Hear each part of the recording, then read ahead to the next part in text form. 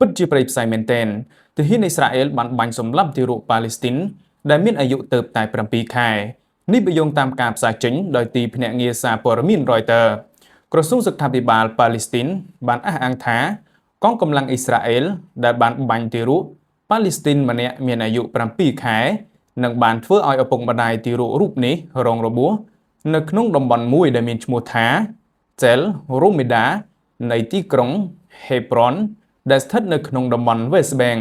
កាលពីថ្ងៃសុក្រទី5ខែមិថុនាឆ្នាំ2026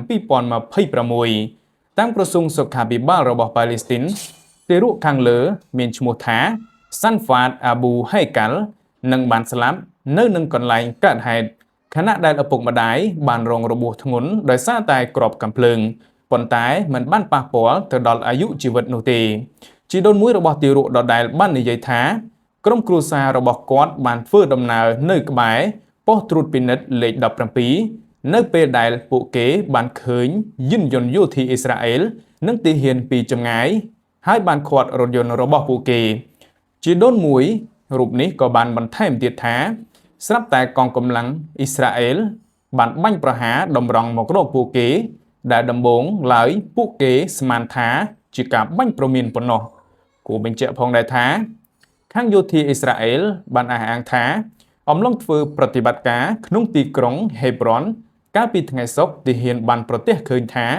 មានរថយន្តមួយគ្រឿងបានបើកយ៉ាងលឿនសម្ដៅមករកពួកគេ